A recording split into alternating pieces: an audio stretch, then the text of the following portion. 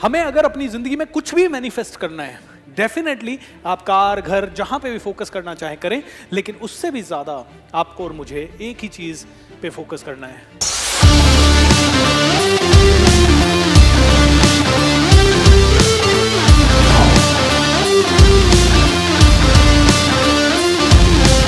तो मेरे साथ बोलिए, मैं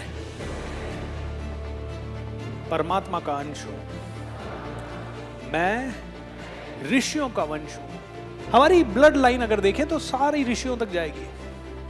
हम में से कोई पता नहीं, अगर पहले मनुष्य कोई हुआ होगा, पहला इंसान कोई हुआ होगा, तो देखा जाए तो हम सभी लोग बहुत दूर दूर के कजन्स और पता नहीं क्या क्या है, हम बहुत दूर दूर के, राइट।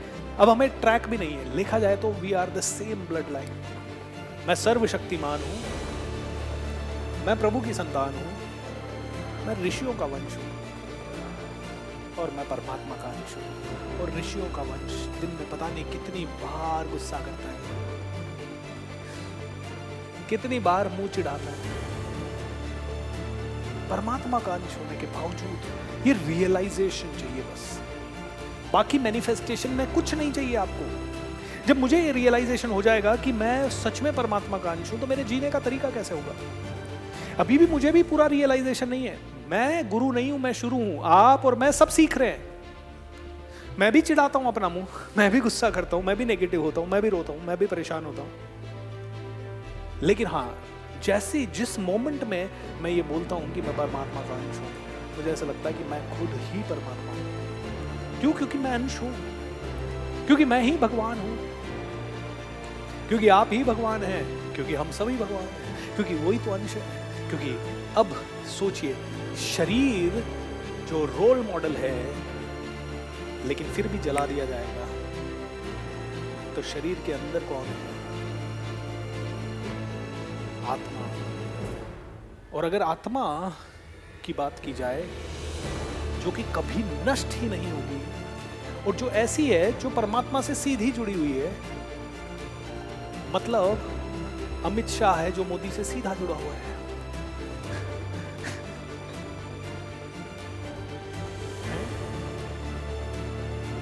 मतलब ये आत्मा हमारी, हम मान लेते हैं हमारा शरीर भीड़ है, लेकिन हमारी आत्मा क्या है?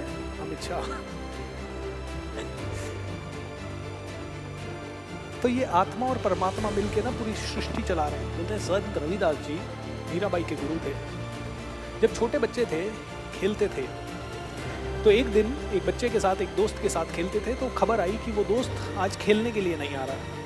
तो किसी ने आते आते खबर दी, अरे वो मर गया इसलिए नहीं आ रहा, उसकी डेथ हो गई, 11 साल के बच्चे की डेथ हो गई इसलिए नहीं आ रहा। संत रविदास जी उसके घर गए, सभी लोग मातम बना रहे थे, और संत रविदास जी ने कहा, उसका जो भी नाम होगा, मान लो भोला, हे भोला उठ, खेलने का टाइम हो गया, सोने का नाटक मत कर।